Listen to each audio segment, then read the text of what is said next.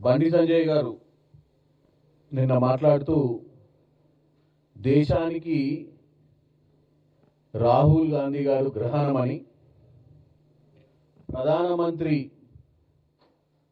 ప్రధానమంత్రి అనేది కుటుంబం ఆస్తి కాదు,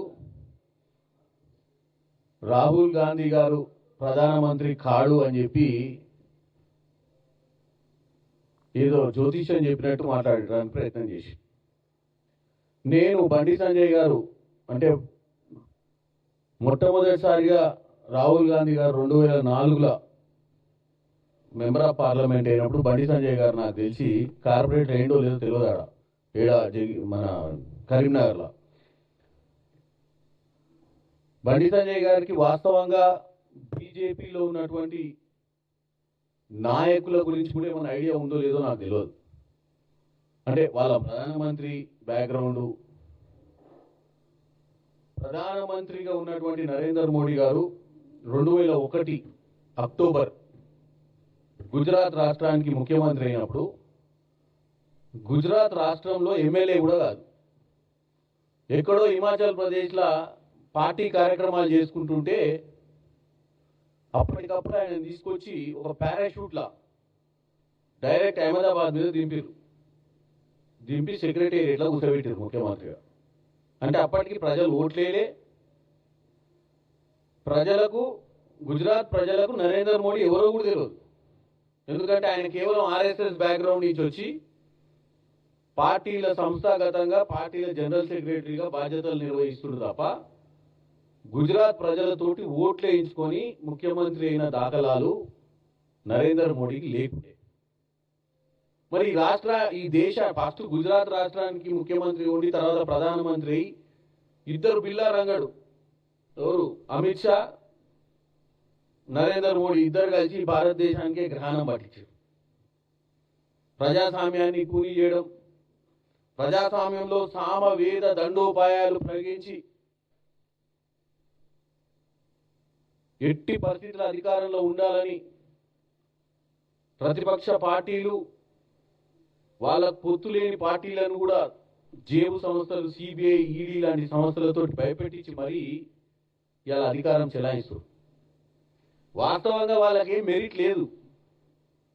బండి సంజయ్ గారు మనకేమి 75% మెరిట్ తోటి ఇలా ప్రధానమంత్రి కాలే, 36% ఓట్లు వచ్చినాయి. మనం 2024 ఎలక్షన్లల్లో బీజేపీకి భారతదేశ ప్రజలు ఇచ్చిన మార్కులు 36%. మిగతా అన్ని చంద్రబాబు నాయుడు, నితీష్ కుమార్ లాంటి వాళ్ళను సామవేద దండోపాయాలు ఉపయోగించి వాళ్ళకున్నటువంటి పరిస్థితులను, వాళ్ళకున్నటువంటి రాజకీయ పరిస్థితులపై ఒత్తిడిలు తీసుకొచ్చి ఇవాళ మీరు అధికారంలో ఉన్నారు.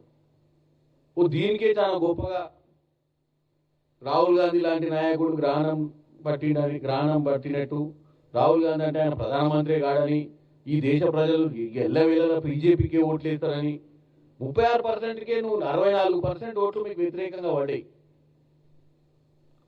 మీరు వద్దు, మీ దరిద్ర పాలన వద్దని. ఇంకో విషయం చెప్పదలుచుకున్నా ఇదే బండి సంజయ్ గారికి. బండి సంజయ్ గారు రాహుల్ గాంధీ గారు 2004లో మొట్టమొదటిసారిగా లోక్సభకు ఎన్నికయ్యారు. ఆ రోజు ఆయనను మంత్రి పదవి తీసుకోవాలని యూపీఏ 1లో అంటే యూపీఏ 1లో 2004 నుంచి 2009లో ఆయన మంత్రి పదవి కోసం అడిగారు. ఆయన కేవలం నేను పార్టీ కార్యక్రమాలు తప్ప నేను మంత్రి పదవి తీసుకోనని చెప్పి పార్టీ జనరల్ సెక్రటరీ పోస్ట్ తీసుకొని యూత్ కాంగ్రెస్ ఎన్ఎస్యూ ఇన్ఛార్జ్గా పనిచేసి 2009లో ఆయన ప్రధానమంత్రి కావాలని మన్మోహన్ సింగ్ గారే అడిగారు. వద్దండి, మీరే చేయండి, నేను రాజకీయాలు ప్రజల మధ్యానికి వెళ్తా, ఆర్గనైజేషన్ నడుపుకుంటా, ప్రజలు కాంగ్రెస్ పార్టీకి ఓట్లు వేసిర్రు, మీలాంటి ఒక సీనియర్గా ఉన్నటువంటి మీరు, ఒక ఫైనాన్స్ మీద గ్రిప్ ఉన్న ఆర్థిక వ్యవస్థ మీద ఒక పట్టున్న ప్రధానమంత్రిగా మీరు ఉంటేనే మంచిది, నాకు ఎక్స్పీరియన్స్ లేదని చెప్పి పక్కకు తప్పు. అదే రాహుల్ గాంధీ గారికి నరేంద్ర మోడీ గారి లెక్క అసలు ఎన్నికలే కాకుండా ప్రధానమంత్రి కావాలన్న ఆలోచన ఉన్నా, అదే ముఖ్యమంత్రి కావాలన్న ఆలోచన ఉన్నా ఈ ప్రధానమంత్రి కుర్చీ మీద వ్యామోహం ఉన్నా ఆ రోజే ప్రధానమంత్రి తీసుకుంటాడు. ఇప్పుడు ఆయన ఎన్ని సంవత్సరాలు 2004, 2009, 2014, 2019, 2020 ఐదోసారి పార్లమెంట్ సభ్యుడు అయినాక ఇప్పుడు ప్రధానమంత్రి కావాలి, ప్రజలకు మంచి చేయాలని కోరుకోవడంలో తప్పు లేదు.